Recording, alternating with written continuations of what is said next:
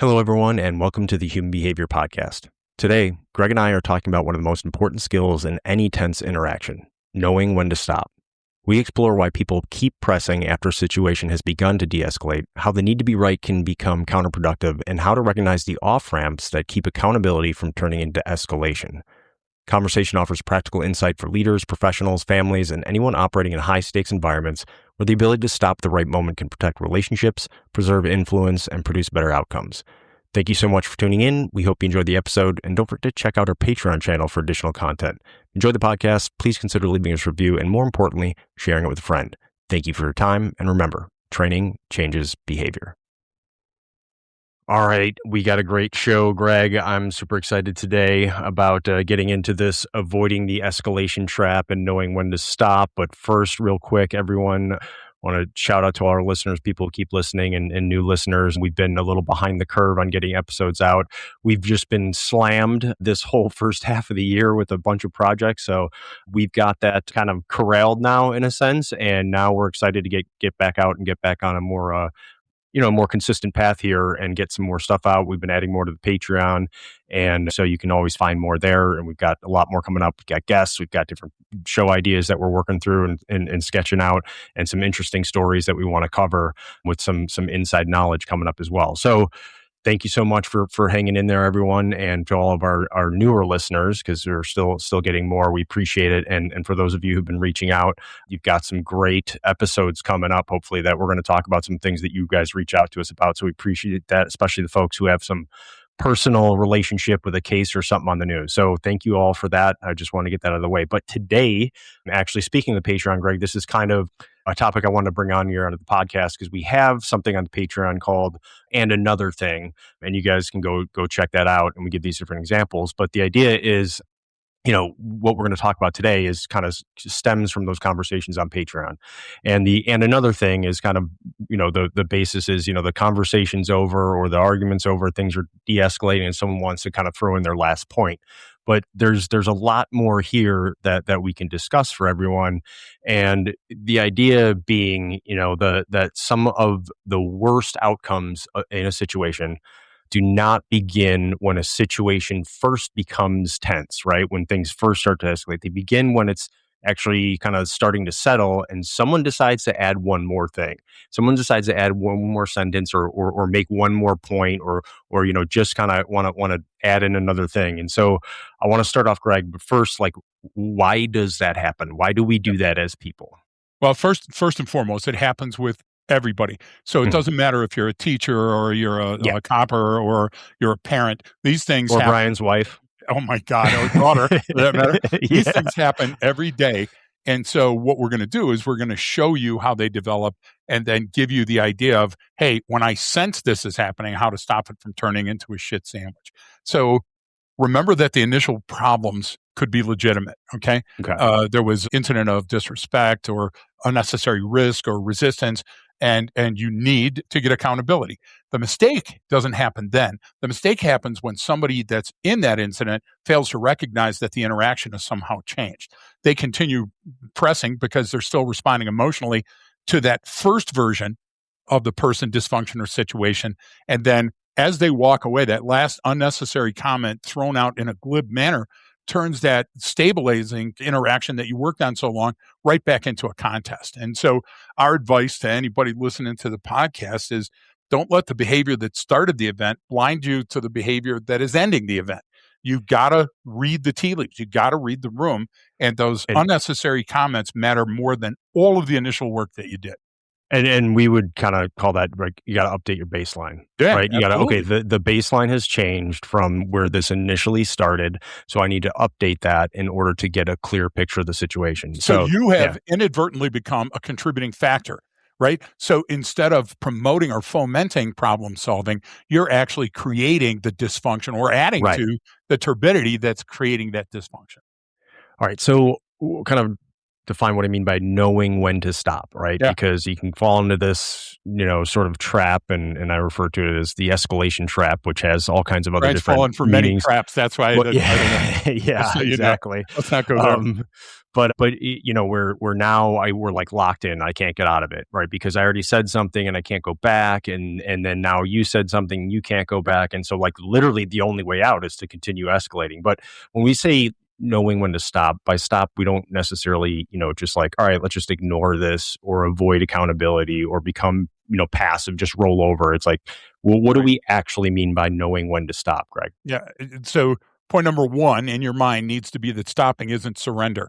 Okay. Stopping is literally a demonstration of your self control. You are controlling yourself and your emotions in this place. Now, we understand the way that your brain works and we mimic behaviors. So, you being under control is a strong motivator for the other person gaining control. So, that's a scientific fact. It demonstrates that you've recognized that your continued pressure is not producing any additional safety or clarity or compliance, and you're not getting any closer to the resolution. It's no longer helpful to the discussion, argument, or situation. And there's no warning sign that you're approaching or you're about to cross that line where any of your further actions or statements are going to be serving anything but your ego. So those points that act as an emotional release for you actually punish the other person. So what we're identifying is, hey, listen, I need to be right in this. I need you to understand that I'm right. Not just, hey, I need to be heard in this. I want you to understand how I'm feeling, how Yeah. this made And me react, right? And so there's a big distinction between those, Brian. And then well, the ultimate goal is that you got to maintain your professional decorum no matter what the interaction is, because once you fall below that standard, then you fall into the trap. So, and I would say like that's kind of why we talk about like, hey, most people want their say, not their Yep. way, right? And most people just have there's that psychological and sociological imperative where like if I feel wronged, I have to get some. I at a minimum I have to have my feelings validated, right? Someone has to Exactly. say like, yeah, that was messed up, dude. What happened to you was wrong, or and like that alone can be enough. But then how do we? So in those situations, right? Like it's hard when there's an emotional content or aspect to it, but how do we distinguish that sort of appropriate pressure maybe from piling on? Like how do I know like, okay, well no, I still have to kind of draw the line a little bit here Yep. or enforce a standard, but like I don't want it to seem like I'm piling on. So yellow pad everything, first of all, and rehearse it. Rehearse it when you don't have dysfunction. Rehearse it when it's just you and you got 15 minutes and you're listening to some music. How would I approach this? So you're tabletopping, right? It's always okay to outline your concerns. The right amount of intensity needs to be balanced to the current unresolved need now in this moment, right? Needing to win, needing to be right means that you could bring a hammer to this conversation rather than a fly swatter. And maybe the fly swatter is much more important. Okay. So that's a huge distinction. Well, and I've seen you do that before where you actually said like because you were trying to de-escalate the situation and move the conversation along, get off this point because it was kind of circling the drain. We're like, oh, this isn't gonna this is reached the point of no return. Right. We have to move this. And you actually said like, hey, I don't want you to feel like I'm piling on here because I'm Yeah, not. And like you like identified it and then said yes. because I'm not. And then you said, I think this is where we should, you offered like The least like an exit objectionable ramp. point. We go Yeah. backwards to that point, Brian. So piling on has a direct correlation to the original incident, whatever happened earlier that brought you together. But the problem is it's emotional baggage that you're bringing from that emotional residue. And it's always harmful, not helpful, because you can't, it's hard for a human to avoid saying, and another thing. And you know what? The Yeah. week before that, okay, so now what we're doing is we're drifting out of that lane. The record that has one groove, right? And it's important during this to stay in that groove and not deviate, okay? Because where you branch, let's put it this way: good rule of thumb is asking yourself, look, what good does saying this word or this sentence do in this context? And if your answer is nothing, it doesn't solve anything or move the conversation forward in a Yeah. constructive direction, then your response is much more likely to distract or add friction than answer the matter at hand. Does that make sense? Yeah. Yeah. Yeah. Well, but this is all, and I probably should have said this at the beginning. Like, this is all very easy for us to sit here and talk about on a podcast Together when we're not arguing in a casual conversation, yes, right? yes. But like we fall to we fall to our lowest state of order. The primitive brain is constantly kicking. So like, Entropy, baby. why then like when it comes to this you're talking a lot about control in a Yep. sense, right? So it's self control, but it's like meta control, meaning it's like control the situation as much as you can, or control what you can control. So why then?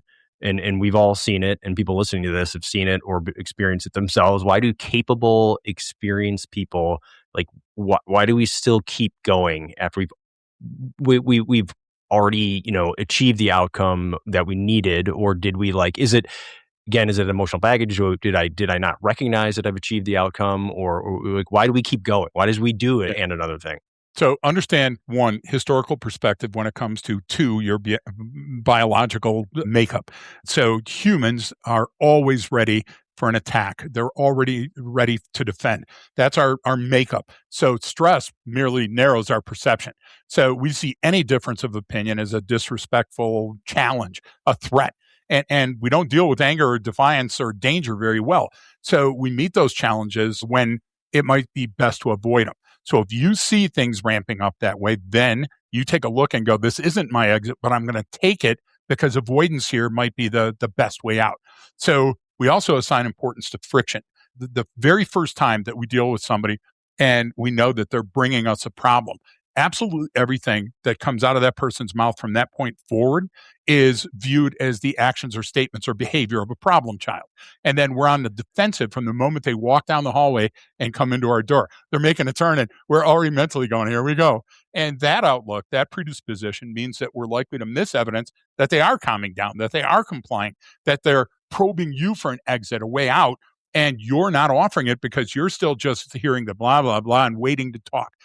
I'll tell you what exacerbates that, being in front of others. If you have an audience, then we feel pressured to demonstrate our power and avoid appearing weak in front of any audience. If it's my kids, if it's in a gosh damn cafeteria, if I'm in Yeah. a work environment, that's hardwired into humans. We only have a few choices. And if we don't flee, that means we're going to fawn. And what does that mean? That means we're going to cower and put up with the beating, the humiliation, or we're going to stand up and we're going to fight. And at that point, the situation becomes more about winning and much less about solving the problem you're engaged in. So anytime you look at the function that you're doing and it serves no purpose, back off. And this is where that rehearsal can come in, Brian. This is where I plan before I go into the conference room. Yeah, that's a the plan is always there, because like this can happen easily in any workplace. Yep.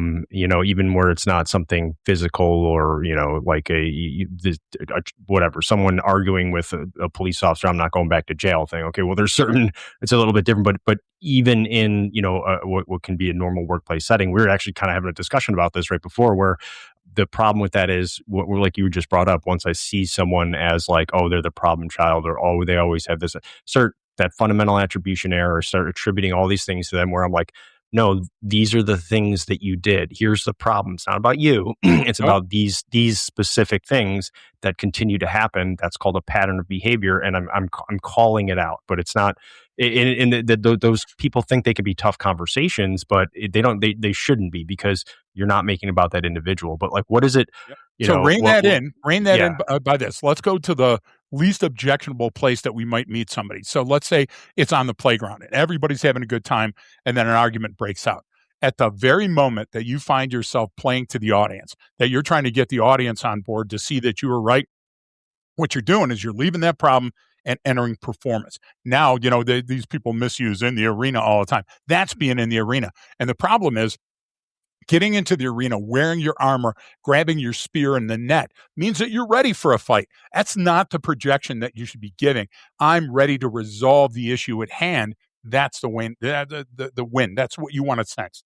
Yeah, I like kind of framing that as like, is this about the problem, or is this about performance? Because we've all seen that before, when someone, like, they get upset about something, Yeah. and then now all of a sudden there's a crowd, and now they keep going, and because so we're talking about, yeah, I mean, you were just explaining it from like a personal, like, first person perspective, but Yep. I can observe that in other people, and I'm like, okay, this is no longer about the issue or what it is. They're now playing to the crowd. They've now created a role for themselves that they have to fulfill in this moment, right? Yep. Because they can't walk it back. And so, like, it's So, actually really good to see that and go, okay, yes. now I know where we're at in this situation. You got to see that from an experimental scientific methodology. You have to see yourself performing as a fly on the wall. If you don't, the problem that you're going to have is you're not going to be able to recreate it and fix the bad behavior, right? So, give you an example. We recently saw something, and I'll paraphrase not to hurt anybody's feelings. But a supervisor raises first a legitimate issue. Hey, you seem very distracted at that staff meeting. Okay. And that person acknowledged the dysfunction and starts explaining the context of being distracted.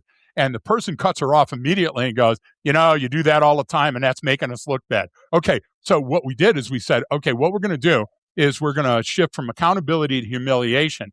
And everybody on that team that was there that watched it, Brian, said, hey, wait a minute, there's no commitment to corrective action. This doesn't lead to a resolution. This damages trust. This is taking a person who willfully acknowledged that mistake and saying you're going to account for all past mistakes. Again, you're trying to win rather than trying to fix something. Yeah, and especially in so the people kind of, because the first thing is always corrective action, and then we don't always sort of like create the environment, the culture to where like, no, you can, it's okay to make mistakes. You just have to acknowledge and admit. There's actually a really good one from that came out from, it was like a Navy ship. It was an aircraft carrier. And one of the mechanics or something on the flight deck immediately was like, didn't have one of their tools accounted for. And they were like, hey, all stop. Like, I can't find this tool. Well, in that situation, like a plane could be landing, get sucked in, like you're talking catastrophic failure. These things could happen.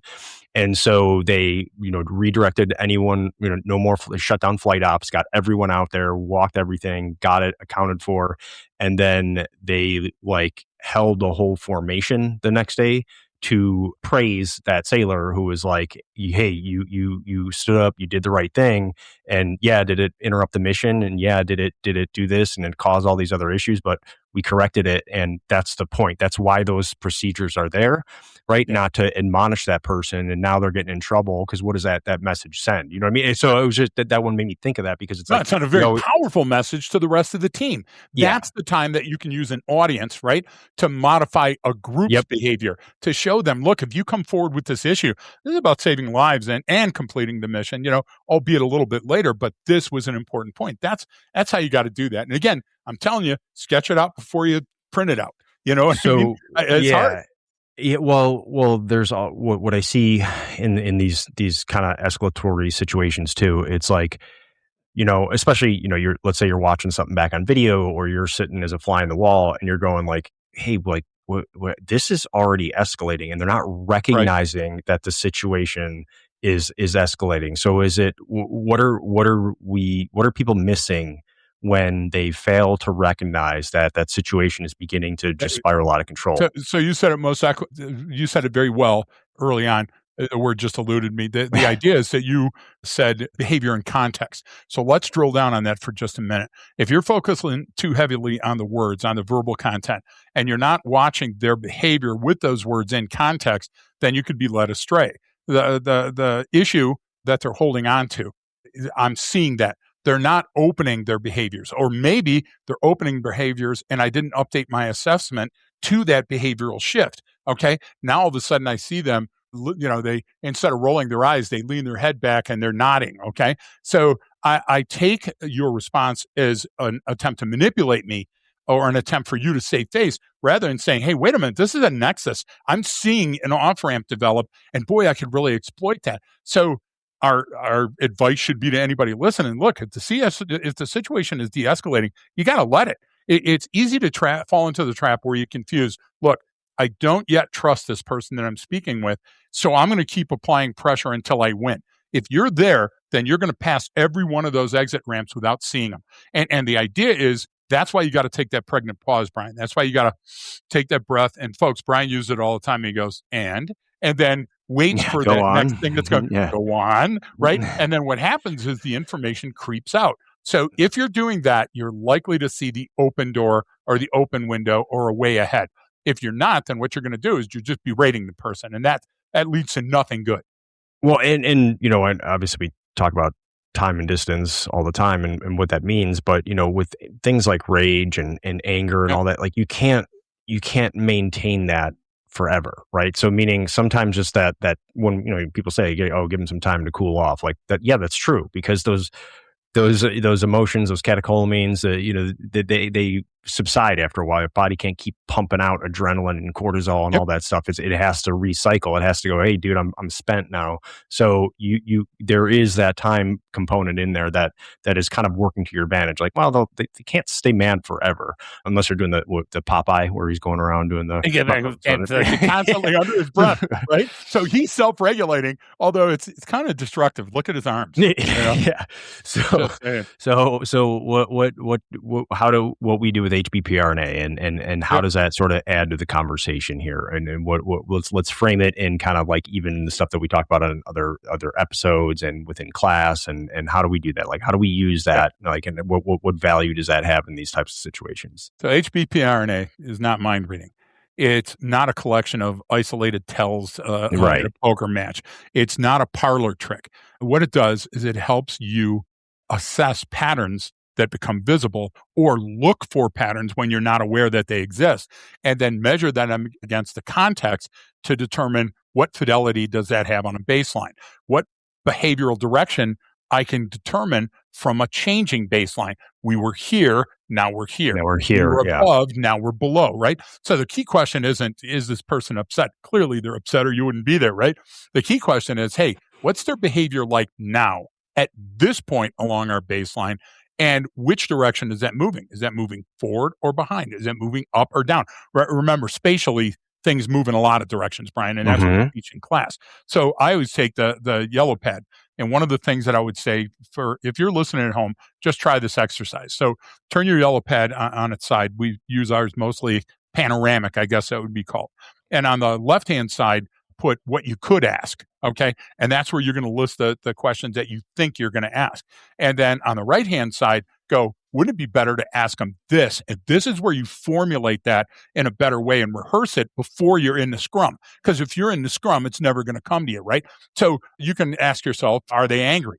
But a better question would be, hey, is their behavior becoming more or less organized? Are they exhibiting behavior that is more intense or less intense, more confrontational or less? Now, what that gives you, Brian, is that gives you a chart. It gives you a graph that you can refer to as it goes on. Did they just disrespect me? Wait a minute. Let's back that up and say, you know what would be better? Are they presenting a safety or a performance or relationship issue rather than a personal attack? Because it's a personal attack, you can rebound by going, hey, let's not make this personal. Let's stick to the issue at hand, and many other issues, right? So now we're creating a spiral follow-up, right? That would be our third column. The question that you should constantly be asking yourself, are they complying? Am I actually seeing person complying? So then back it up by saying, hey, does the overall behavior support an actual stabilization of events, or are they just concealing another concern? Because people that pile on, look, more evidence doesn't mean pure evidence. You get what I'm trying to say? So what I'm doing is I want to go along that baseline and go, well, we are here and now we're here. They were, agitating and closing distance, and now they're here where they're contemplative and giving distance. So those are the implements, let's say, that you want to be looking for on your chart. And if you don't have a chart, how are you going to find it? And you go, oh, well, I'm good at baselining. Are you? Where is your baseline? Show it to me. Because if you don't have one, Brian, and you're saying you go into the conversation with yellow pad, no, but I've yellow padded it 5 times before I get there.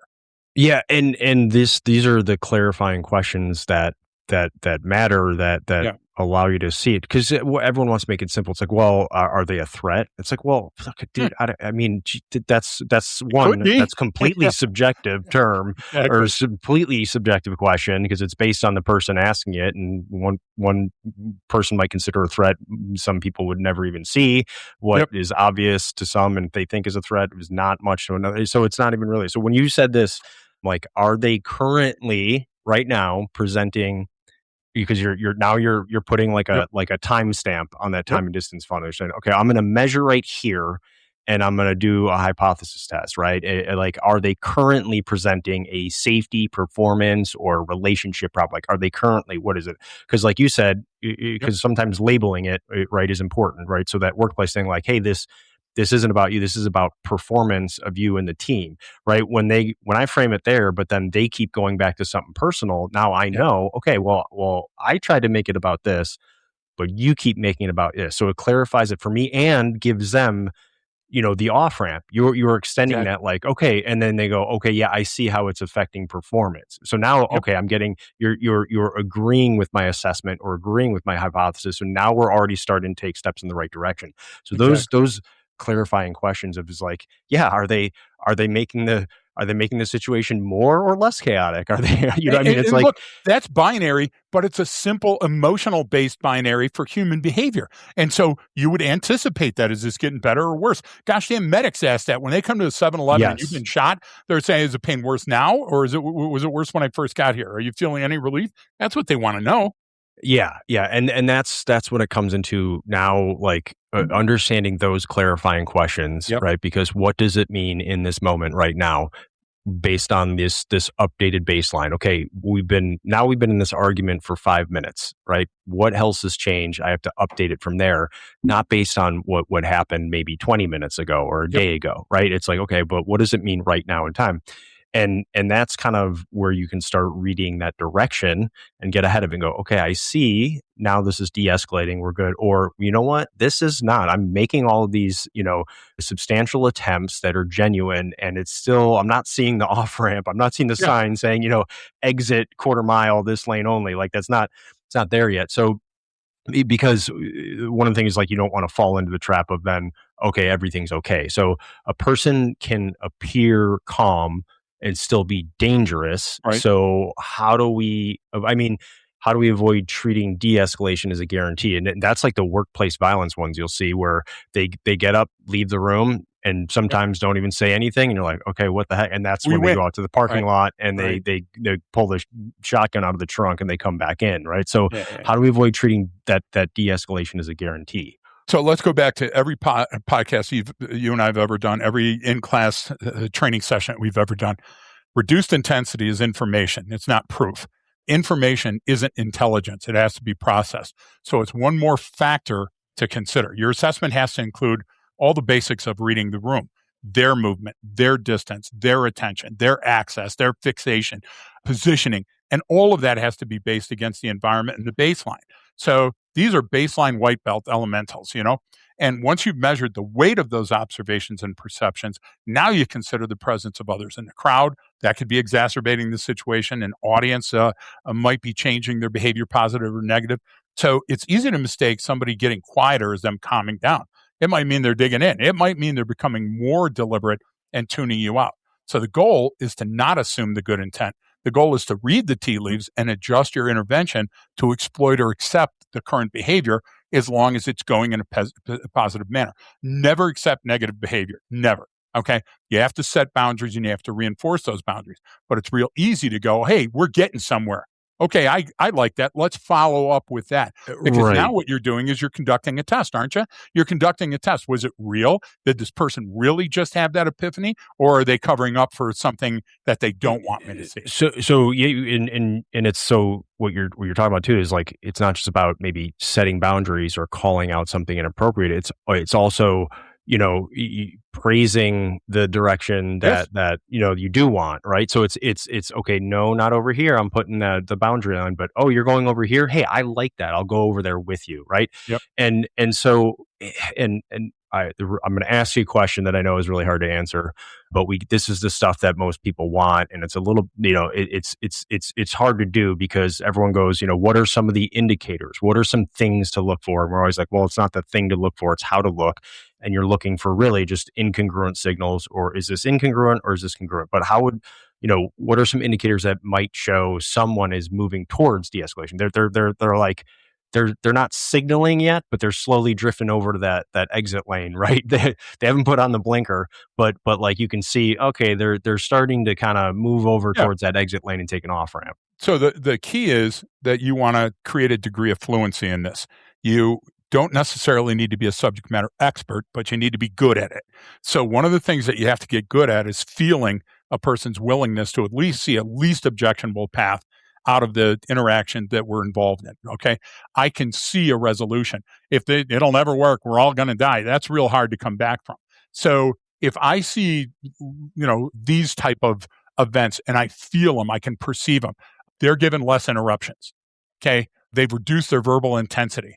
they're using less space for their direct confrontation. Like instead of every time it's walking up on me and they're, being very demonstrative. Okay. They're allowing more physical space for that conversation to continue. I see or hear or feel a shift from them being accusatory to them forming an explanation. They're forming it and they're trying to work it out in their own mind while we're right there together. And you sense they're accepting the reasonable request that you gave them. You give them a reasonable request. Look, need to take a step back for a minute. Okay, let's lower our voices and see if we can get at it. Okay, look, they're at least seeing the boundaries. That's a step ahead, right? We're moving forward. So when you start sensing that there's less fixation on that original dysfunction, the original grievance, then what you've got is now you're creating that time distance gap. You're observing a more organized speech pattern in this person, a lot less frenetic movement, most emotions, and posturing. Posturing is an important one, Brian, because those are electrochemical neurotransmitters that are causing me to pump out my chest and show you my jugular. When I see less of those, it's clear that I'm getting through to you and we can together work on the solution. It can't all be me. It can't all be me. You have to give part of the solution for it to become a contract, something we can enforce later. And some of this, if you got to take it on the context of the situation, especially if you don't know the person. Now, if you know the person, then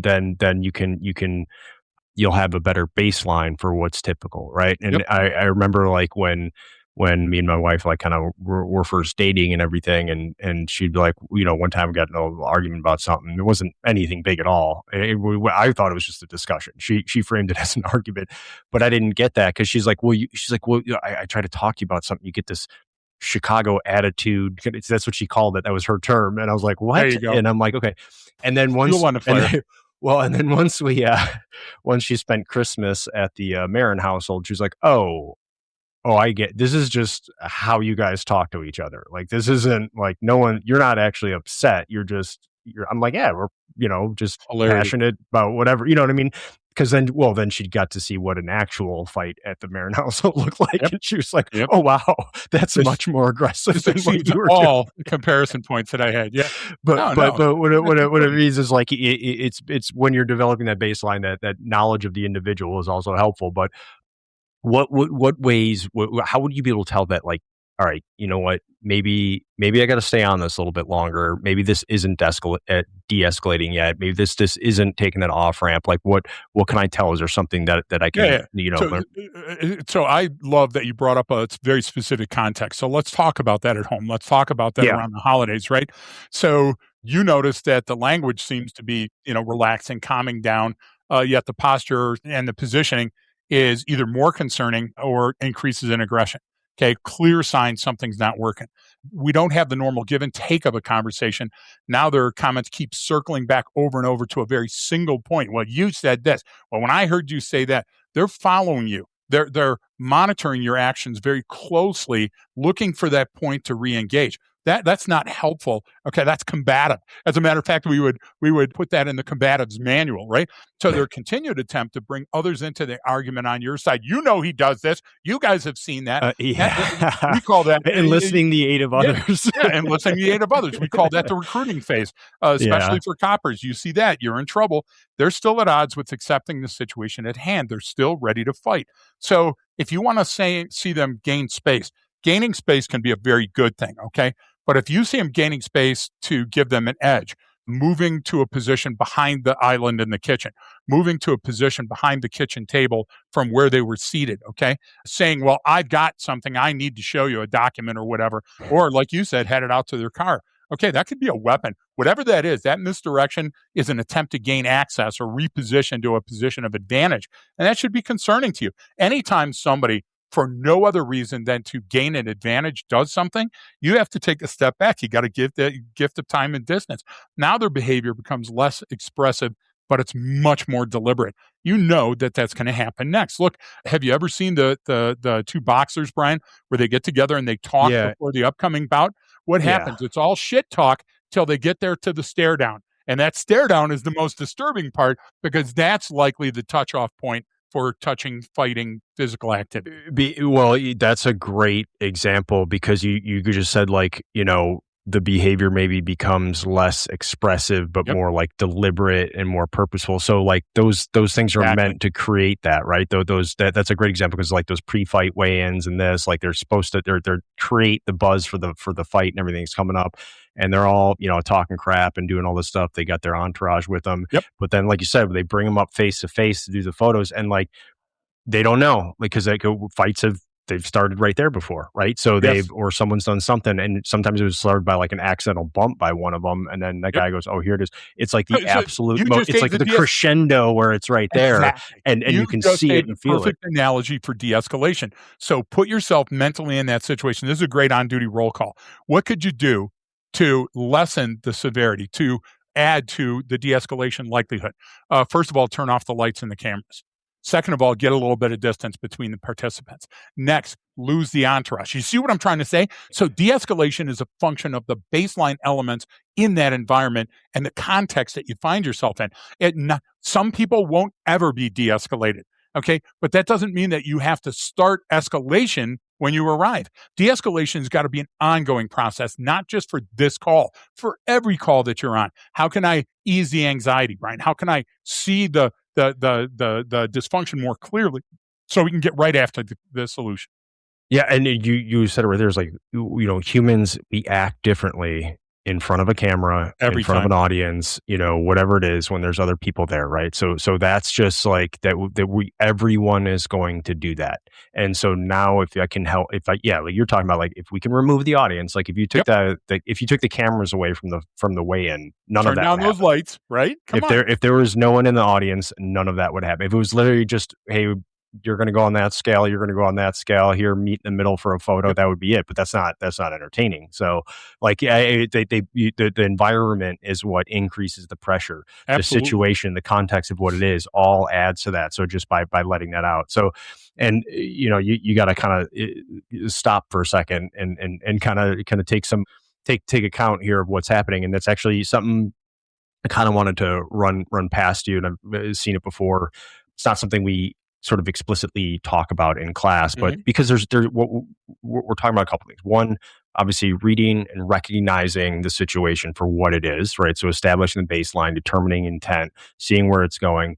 But then we're also talking about like the self-awareness, the self-regulation, the internal baseline, right? So you can't control everything externally, but you can control some stuff internally, right? A lot of it's just going to be there running depending on what state you're in, but like you can kind of you have some control. Even breathing is one way to control your autonomic nervous system. Certainly. So there's ways to do it, but what I've seen before is like literally it's called like the stop test, or you like, when we say, what does it mean to stop for a second? Well, so it was like a little kind of way to think about it, where the S would be in stop, separate the present from the past, right?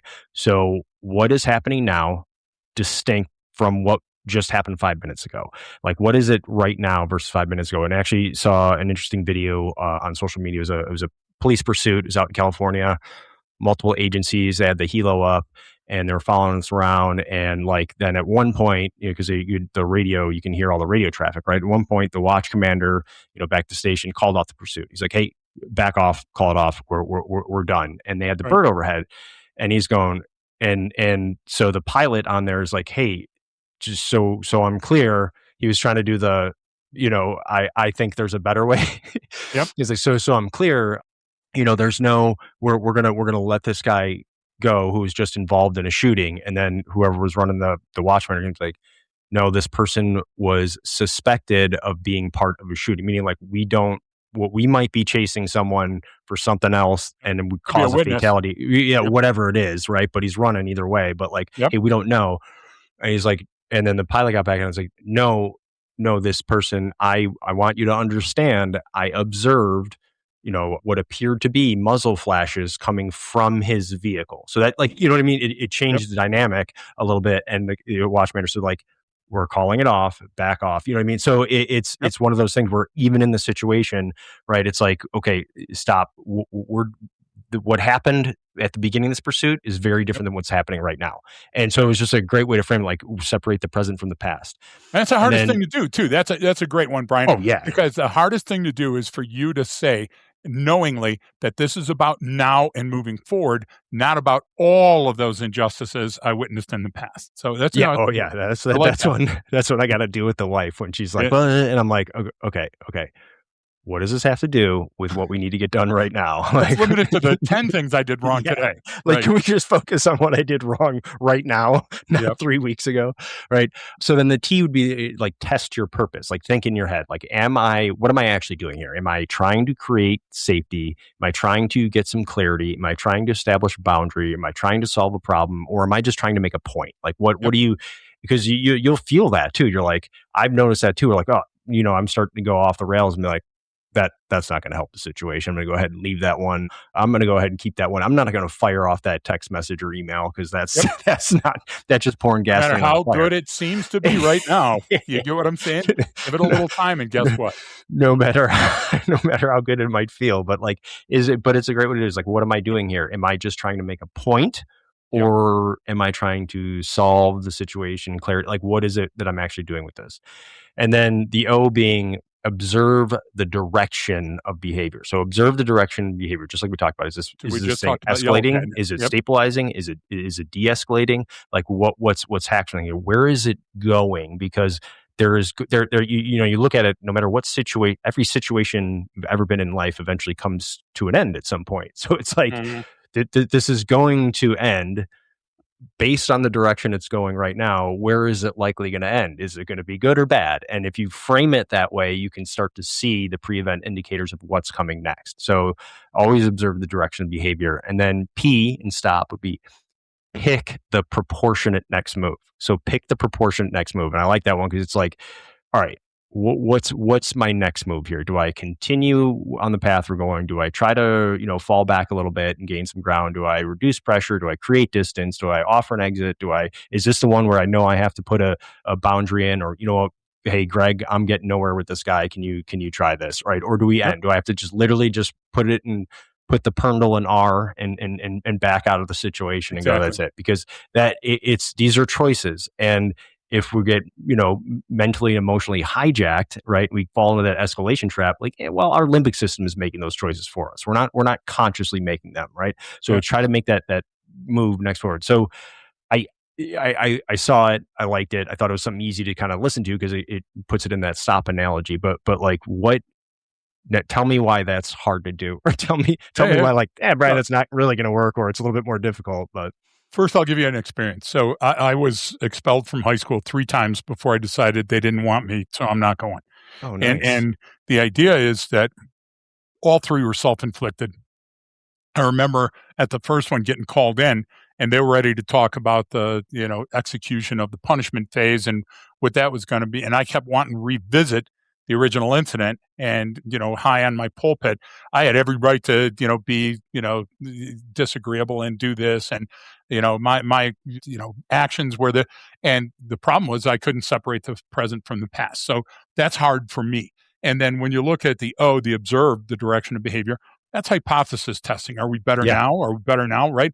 So I would go, because remember, I've just seen these. This is the first time. So at first blush, I was one to, yeah. I would tell you that, first of all, I like it. It's easy to follow.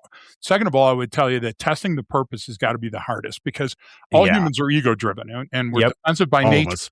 So the key is to observe your own actions like a fly on a wall. Second time you've heard me say that today.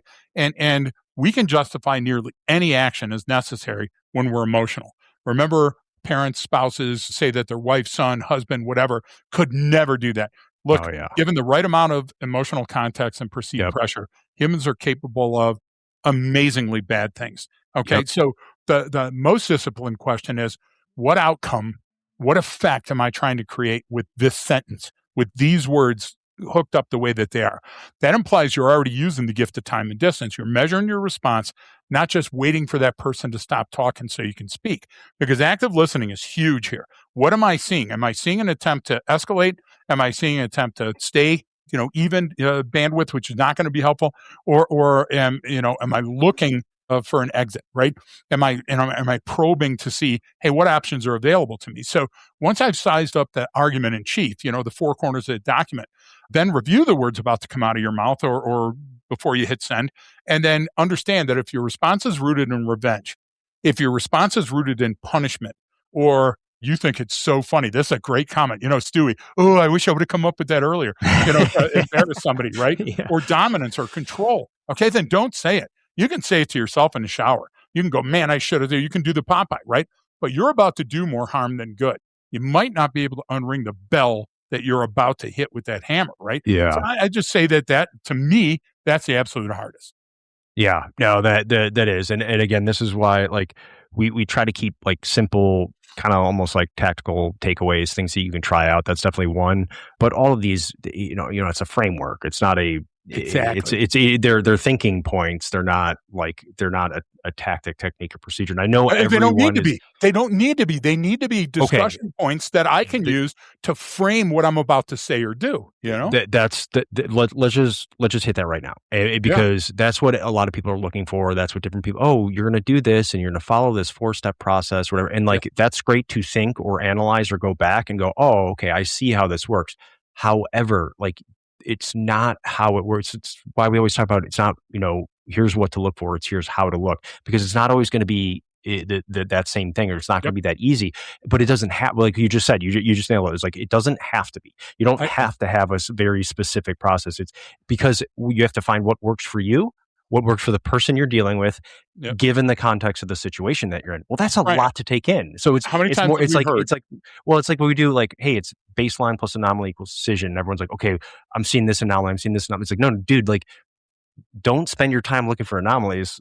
Spend your time figuring out what the baseline is, because the more you throw into them, the better it is. The more fidelity in there, like all the incongruent signals are going to pop out to you. It's the same thing in these cases. It's like, okay, well, so those questions are things you can do in the moment, though. Let me throw something at you.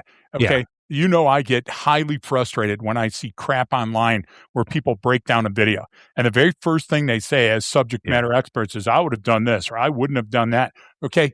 Or you can't do this, or you can't, don't ever do this. Or, exactly. You weren't there. Okay. So the framework should be, how can we take a look at what's happened and move forward from that? Is it a leadership intervention? Is it a training intervention? Did the officer understand? Okay, now we're coming with an actionable list of items, outcomes. Do you get what I'm saying? That modify behavior. That's a way forward. Going, oh, look here. Oh, man, that just highlights. Well, everyone's jumping right to the solution. And you're like, well, hang on. You haven't even clearly defined all of the elements of this problem. Right. You What's haven't that problem looked at feel like? How big is it? Right. Is it culture wide, Brian? Is it agency wide? And I would say, ask yourself that, whether you're an HR or a parent. Is your role as a parent at home so destructive that you're creating this without even being there? You don't even notice it, right? So spend all that time bitching and looking for punishment or revenge, researching what's the true problem here? What's the nature and the depth of this? And then go to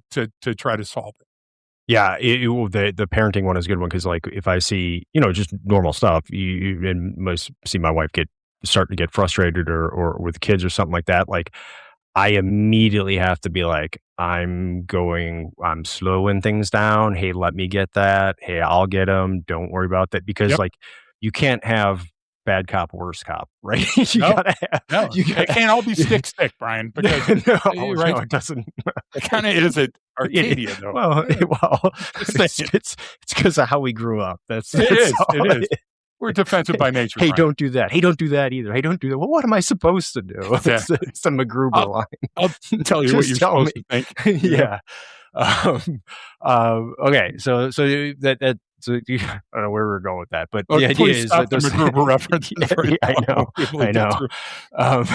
All right. So let me kind of give a little example here to talk through some of the stuff. So, and I'm trying to keep these deliberately keeping some of these scenarios vanilla, so people in their head can think of things that they've experienced or even seen online, right? Whatever. Like there's all these, that's a big thing now, what has been for a while, where it just like everyone wants to go video something, get a reaction, to go, wild on social media, which is funny, because like you see people doing it and you're like, but what's interesting to me is like people still fall for it. Like this person's clearly just trying to come in and get you upset to put you on the internet, and it's obvious, but like you're still falling for it. But I'll give like a scenario, like, so a person, repeatedly told like, hey man, like I need you to get back, right? I need you to step back. They start arguing, right? Then they create distance and begin to comply. And then you'll see that then now let's see me, I'm the one dealing with him, but then I keep moving toward them, repeating the instruction, say, hey, I need you to get back and I need you to stay over here. They're kind of backpedaling, yet I'm walking toward them. And so then that person becomes confrontational again. It's like, where do those situations begin to change? Like, how do I change that dynamic? Where can we step in and see that? So an accidental demonstration of intent is intent nonetheless. So you're reading their initial behavior, and that means they justified their knowledge of the boundary. By them moving, that means they accepted the boundary. Okay. And then the behavior direction shifted because now, as they're creating appropriate distance and beginning to comply, the teacher, cop, or parent didn't update their assessment of the situation. And so they kept acting out the initial plan. The initial plan is moving back. And I can't see that there's an exit lane, right? So your consistent insistence on near proximity, okay, and the additional verbal pressure took away any chance that the person was going to engage in further de-escalation activity. And now you're starting to rob them of their dignity. The situation shifted to being about solving the problem to be about exerting my ego and my control and my identity. I have the badge. I control this. I'm the teacher. You need to back up. That's all acknowledged. So let's acknowledge all that up front and take it off the table and just say, you need to move back. And when the person says, why do I need to move back? And saying, well, you're scaring me. Oh, I'm scaring you? Yeah. So please move back and then we can have this discussion. Boom. Just disarmed it. Now, if the person chooses after that to continue to go ahead, after you've already set the boundary that you're frightening me here, I'm afraid, Brian, that sets a very demonstrable example for later on when now you say, well, I had to continue to move forward because clearly the person demonstrated intent. My intent, though, was that subversive move where I say back up and then I take that step. Wait a minute. Okay, you got to relax that role. You get where I'm going there? Yeah, well, I saw again. There's so many great examples on social media where this one was like it was like these two bouncers at this bar, and it was an outdoor patio thing, and they're like, "Hey, dude, like you got," and there was some distance between them, and they're like, "Dude, you're done. You got to go. Get out. Go out." And the guy's arguing, yelling. He's like, "Get out now," or we're like, they're trying to put the pressure on him, and he goes, "Fine," and he like. Right there was the edge. There was like a gate, waist high swing gate. He walked out, stood on the other side of the gate. So he was now out on the public sidewalk, right? So he had left that patio area and he just stood out there. He's like, fine, I'm gone now. And they didn't go, they could right there. I was like, oh, they go, thank you, sir. Appreciate it. And walked away. And the guy would have had no one to yell at. But then they kept, it was just like they were locked in. But yes, no, get back, get your hands off the gate, get this. Like, well, once he's out there doing it, now like that's like he complied. Yep. But you guys still wanted to have a say and be a smartass and be a jackass. So all wounds are self-inflicted, buddy. All wounds. But they just, it was just like, he just did exactly what you asked him to do. He left. Is he still being an asshole and saying, oh, I'm standing right here on a public sidewalk and I can? Like, yeah, but guess what? He can. And you know what? call the police. Like, funny. You know what I'm saying? You know what I mean? It's like, yeah, like hang out there, dude. Like, I go ahead. Like, I mean, it's so hard for humans to disengage like that, because once that limbic system is in, man, and I'm on this groove on the record, I'm not constantly looking for other options, or I'm not constantly updating my baseline, or I'm not clear on what success looks like, right? Yep. It becomes, now you make it about yourself, right? It's like, you know what I mean? So it's like, how do I do that? Like, what's the better next move when I see those things? Because I have to be able to, in the moment, gauge, okay, you know what? This isn't ideal, but it's successful. We've crossed a threshold here. Yep. Yeah. It's a win. And look, we don't want to frame things as win or loss, but the idea is that, did it move your agenda forward in a positive manner? Okay. So that's success. And success can also be translated as a win, right? So if you need a win, that was a win. You did it with the most minimal verbal and physical violence possible. So there's nothing better than that. And you can easily turn that in. Your example was a scenario, and I love scenarios. So I would say go back to, like, I only have limited social media, but I like reading stuff by Dwayne Wolf. I certainly like Pappy Pappenfuss. Why? Because Pappenfuss takes a large, complicated argument, and he breaks down specific factoids that would tend to show you something happened. Now, you can use And case every law one of and them. precedent. Yeah. Yep, we can use every one of those at on-duty roll call. So I would say turn Brian's, for you guys listening at home, turn Brian's into an on-duty roll call. So ask a probing question on, okay, we saw what happened. What would have been a better next move? How could we have changed this likely outcome? And now you're getting the people to demonstrate their proficiency, but more importantly, you're helping them with their fluency. So, for example, somebody comes up and says, well, let's maintain clear, consistent boundaries. And if I have to adjust that boundary, I have to account for it. I have to say why. Okay, that's good, Jim. Well, reduce unnecessary verbal pressure. Stick to what you need to accomplish. And many times you might have to add the why. Okay, well, I don't always agree with the why in a tense situation. Maybe when it's resolved, okay, now we have a discussion, Brian. So, Laura, well, let's give directions and an opportunity for a clear, concise exit from the encounter. Hey, look, I didn't call me here. I'm clearly here to help resolve this issue. So working together, you see how that language all of a sudden shifts it? And so the final point on this mock on-duty roll call would be, look, when we go out there today, let's never engage in any language or commentary that turns compliance into humiliation. That's not what we're about. We work at the behest of the community. We work for the community. So that means that we're all in this, to use your dad's phrase, God rest his soul, we're all in this together. Nope. We're all in this at the same time. You remember that? Best words of advice ever. And you know what? That's a de-escalation tool. He got right to the issue with that, Brian. That was a great thing. And these are that, again, I think that defining and measuring what success looks like and a win or anything is even as small as it is, like it's calling it out, like, Shelley always says, celebrate the small wins, right?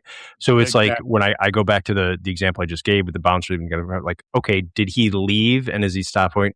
Well, he didn't go home and walk away like you wanted, but the guy walked out of the establishment. He actually did what he was supposed to do. Let's go there then. So what should we do when a person complies? So the very first thing those bouncers should have said was, thanks for creating the space I asked for. We can address any of those other issues later, and then go to your neutral corners, right? Now, I'm not looking at a video and going, hey, look at what these did. I'm saying, let's have a discussion on how we can fix what happened and how we can end it on a positive note for both parties. That person can come back later when they're not drunk or it's not a birthday or if they didn't get, felt insulted or whatever else. And now look, it's a win-win. So win-wins are really good for everybody. I know you're ready to split, but do me a favor. I need you to remain here with me while we sort this out together. What are you doing? You're enlisting the aid of others. It just happens to be the person that you were called on. And a cop says, well, I can't do that. It lessens my authority. No, it doesn't lessen shit. It shows that you're a human. So then you tell the person, look, you have a choice here. We can get through this working together. What did I just do, Brian? I set very clear boundaries without being a dick. Well, and what you did is gave yourself, like, you gave them an option, and so they then get to react to that. If so, you said, "Hey, criteria, right?" I mean, that's what we established. That's what I'm saying. So you're saying, like, okay, hey, we can do this together. And if that person immediately is like, "Hey, we aren't doing shit together," it's like, okay, now I know. We've just done. What elements have we added to that baseline? Okay, the fidelity of the baseline increased, and guess what? You know what reporting does? Reporting is, I said this, they said that, and the crowd goes, yeah, he's right. Okay, now I have a leg to stand on, and it's not the pirate leg, Yeah, well, yeah. So it's like, I'm giving you this opportunity, and you not only didn't take it, you actually put a boundary down and said, no, that's not happening. You dropped the gauntlet. It's literally, like, okay, you dropped the gauntlet. Yes. Well, now you've made this go a different direction. Not me. You've now made and that's good to know. Even after that, like, well, that's when the situation went, or that's when I knew it was unlikely that this person was going to comply or do this based on these factors. You know what I mean? Like, it's those small things that you're trying to measure, and like your stop model illustrated that perfectly. Look, there's a lot of good stuff there on the market, but to evaluate it, what process led to actual de-escalation and what allowed for escalation criteria? So your bravado, your badge, your uniform, the number of compers, all of those things add to the equation, right? Which one of those can I reduce without reducing force pro, without reducing safety and security? You get what I'm trying to say? And still get to the desired outcome. How many times have we done that? How many times have we taken a knee and done that? You and I do that constantly, right? But should we do that for an event, a parade, hiring, a firing? you see? And we don't. It, Just don't. and it's just staying focused on, what's the outcome I'm trying to achieve? What's the effect I'm trying to have? Not what's actually going on. It's like, this is going somewhere. Where Yep. do I want it to go? And will this get it in that direction, or is this Yep. person not allowing me to? Like, if Yep. you've given every choice or every option and you're trying to, like, it's just understanding what the effect or the outcome is that you're trying to achieve, like, that alone allows you to frame it, within the situation that you're in. I wanted to jump to, because we talked about it at the beginning a little bit, but I've got a good one from this. But how can bystanders, how can they interrupt that pylon? Like, if I'm not necessarily involved in this incident, but I'm off to the side. I'm there, and I want to interrupt that pile. I want to make sure this ends well, or I'm out to dinner with my family or whatever, and I know where this thing is going. Like, what can a bystander do when they see one person continuing to press after the interaction has begun to stabilize? Because there's a lot of you when you're not in the situation, or I mean, you're not involved, but you're there and you're just observing. You you got really good perspective because you don't have a dog in the fight, and you're going, well, I see this guy and I see this guy and I see this happening. I see this happening. So, like, you kind of have a bit of an advantage in that situation, right? Just observing, Yeah. right? And Yep. so, like, what can someone do to kind of interrupt that escalation trap? Yeah. So real quickly, it's been 95 degrees all this week. I've got the hot house lights on and everything. So if it looks like I'm melting, I actually am, Brian. So if I go down, just leave me and You cover got to me. wear DNR. shorts, man. We can't Oh see. my God, I got to take my pants off. So I had to write it down because I think it's right. The thing that kids get on that have the horses and the wagons and the Merry-go-round. merry-go-round. Okay. So I want to make sure that I say it right if I'm going to use that as an example. I would ask you a perfunctory question. Is it easier standing in line with your ticket, choosing your horse and getting on, or trying to get on when the merry-go-round is already moving? Okay. So just think of that for a minute, you wiseacres that are out in the audience. What I'm trying to get at there is only intervene if you have a duty or an obligation to intervene. What do I mean? Intervention can sidetrack all of the progress that's going on in that Yeah. encounter, and you may not see it clearly. You may see it from a perspective or an angle where you're going, oh man, that looks like it's getting heated quick. I'll step in and solve the problem. Look, hero, you've got to make sure that you're reading it clearly before you jump in. Now, when would you have a duty or an obligation? Excessive force. You see a parent dragging a kid around by the arm and the kid's becoming, injured, or booting a dog or something. You have to come up with your own moral compass, but it's very clear in society what behaviors are accepted and what aren't, right? So now let's say that you do that. Now I'm stepping in, publicly undermining either the person controlling the situation or the encounter is just going to create another contest with authority. So you coming and go, hey, there's no reason for doing this here. And you don't know what the fuck you're talking about because you weren't here 3 minutes ago, right? So Yeah. frame. This is where rehearsal comes in. Now, look, you're saying, hey, I'm a copper. My job is to come in and break shit up.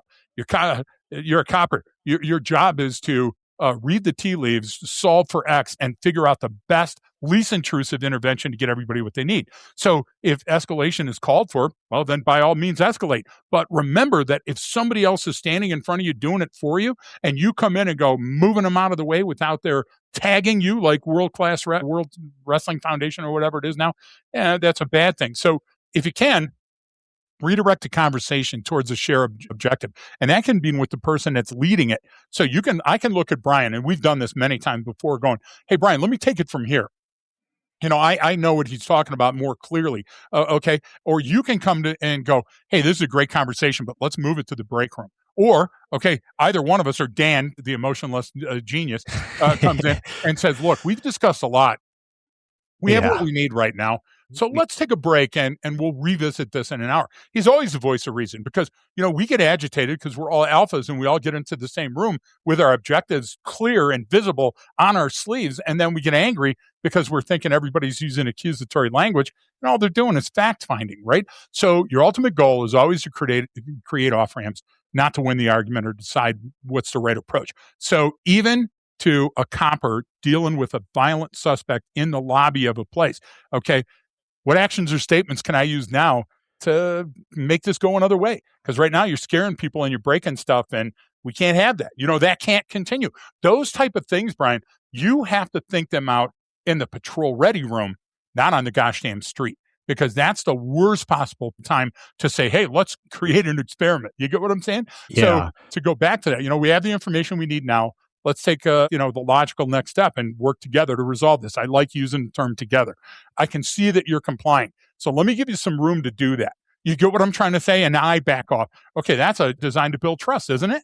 And you're going, well, I can't do that because if I got arrested, dude, if you got to arrest him, you got a bigger gang than he does, you'll be fine. Yeah. Okay. You don't have to rush and videotape your own death. So, and then, I would also add something like, look, I understand you have additional concerns and let's get past this one and then we'll discuss those. So that means, hey, there's a future after this encounter. I like building that into things. That's a big de-escalation point for me. Yeah, you're providing what you're doing is you're providing other options. You're getting them out of this initial heated, overstimulated moment, the right now to go, well, okay, but there's a right now, but then there's after, and then there's after that, and there's after that, and then there's this. So like, let's table this conversation for now, and let's whatever. But you talk about a little bit about that kind of teamwork aspect of it too. Is like when you said that, hey, Brian, let me take it from here. Like, I know, like, that means wave off, like, or like you're seeing something I'm not. Or if I go, hey, Greg, Precisely. That's a great point. It's but not like, a personality issue. It's not, Brian. It's intended to say you're not seeing a point clearly that I'm seeing, and that's a trust issue for well, because you talk about like for the law enforcement example, the on duty roll call. So I mean, that's that type of language, those pro words of communication that you have, that like, hey, when someone comes up and they say this to you, that means you're done. Let them take over. Sit back, take a breath, and observe. Because you have to have that. The kind of guardian angel. You got to have someone overwatch looking, in a sense, because they're going to have a better perspective and go, all right, well, I'm going to pass the ball to you then. I need everybody hearing my voice to understand you need that in the boardroom and in the classroom too. So you need those safe words that you can say where now all of a sudden, you're a C-suite executive and you look at your executive secretary or you look at the chief of staff and go, these are great points. Perhaps we should move that to a follow-on discussion or to the next meeting or whatever else. And that person immediately catches on, there's something I'm missing here. We have to stop this. We have to table this and move on. And, operating at the speed of trust means that we've rehearsed that enough that I get that. I see that Brian's saying, hey, we're out of time for this. And what is it? It's all about time and distance, isn't it? It's all about making sure that we have the best advantage to get where we need to go together. And that matters boardroom, classroom, home, kitchen table, Maybe not use the term safe word because that has a different connotation. But we're right back to Brian's been trapped many times. Okay. Well, all right. So we went over this a lot because these are complex situations that have to deal with the environment, the person involved, the people involved, you and being involved in the situation. You're like, there's all these dynamics to these, and so I kind of like what do you want? What would you tell listeners to remember the next time they feel the urge to add one more sentence, to do and another thing? Because, to be fair too, we often do that. And this is why, you cover this more on the Patreon, but like we often do that without realizing that we're doing it. So you're not doing it intentionally. Like you're going, all right, well, I just want to make sure this. And it's like, okay, you're doing the and another thing. It was solved. It was gone. It's like hit and move. Like, so what can we do the next time we feel that urge to add one more sentence or one more text? So first of all, you brought it up, but Patreon, and another thing, it's fun. Yeah, Dan is a great host. It's always fun talking to Dan. So please tune in, and then always leave a like if you like it. Leave a hate if you hate it. We'd rather have the like, obviously, right? Yeah. You used. I'll frame it this way. These are my closing remarks. You used STOP earlier, and it was a great acronym. It's something that I could learn and jot down. I could have a little index card in my desk or on the wall next to my mirror before I go out to make sure that I framed everything correctly before I go on. Okay, or just come and take a course for us, and you don't need to write shit down. The ability to stop is a form of strength, not weakness. If you understand that from the get, that being able to stop is a sign of strength, you're not weak. That helps our coppers, that helps our uniform people, that helps our authoritative, our C-suite executives, our supervisors to understand, okay, this is all right to do. And the second part of that is, look, You're not abandoning your principles or standards or policies or procedures to avoid unnecessary escalation. You can't do that. You can't trade something. There's Right. very few things. A hostage negotiator in a tense confrontation with a man, beheading babies or something. I can think of Yeah. one in a quadrillion times, and it almost never happens, right? But right here in this moment, you're thinking, well, I'm the cop. I don't need to step back or step down. Keep thinking that way. How important is your career to you, right? Then your responsibility doesn't have to be to win every moment. It can be, I want to make the best choices and decisions regarding the situations I confront today. What a noble thing to tell yourself before you go out on the street, right? So you have to leave room for the other person to move in a direction. Okay, if you're jujitsu in every conversation and you're pinning them to the Yeah. mat and then going, why won't you fucking move? Okay, that's counterproductive. So you got to see yourself doing that. Always update. Constant assessment and updating your assumptions based on the reality and the context of the situation you're observing. And then, anytime that you find yourself continuing to pressure or punish, it's going to lead to an undesirable outcome. So create a mnemonic, create the shit sandwich in your mind, or the dumpster fire or an explosion. And then that'll back you off the X when you go, hey, I'm rapidly approaching, So I would say the person who can stop at the right moment isn't losing control of the interaction. They're demonstrating that they have full control of the interaction. And that's a huge point. Yeah, and the STOP kind of acronym is great because separate the present from the past, test your purpose, observe the direction of behavior, pick the proportionate next move. But regardless if you remember all that, you just remember stop. Like you know what I mean? It's like stop. That's what they meant. I mean, that's why that's it. Yeah, put that together. It's the ultimate why I goal. loved Read it. the damn acronym. That's what I mean. That's why I liked it. I was like, oh yeah, remember that stop sign coming of up. the going swollen ass, Brian. The Okay. wreck of the Hesperus. Well, we covered a lot in here. Again, we've got more, of course, on the Patreon, like we discussed, and we got all kinds of other stuff on there. We got more episodes coming up for those who keep, who are reaching out. Please keep doing that. You've got other cases or topics or interesting things that you think would like us to cover. We'll absolutely do that. If you enjoy the podcast, please, remember to share it with a friend, give it a like or a thumbs up. And then, Greg, any other final words? Look, we work hard to bring you the knowledge that you're requesting from us, and we love doing this. So something as simple as a thumbs up or a repost, you don't even have to spend the time commenting to hit a thumbs up, all right? It means a lot to us, and it might tune in somebody that needs to hear this information. You might already be a SME. Help somebody out, help a brother out, or a sister in this manner. There you go. All right. Well, I appreciate everyone, and thanks so much for tuning in, and don't forget that training changes behavior.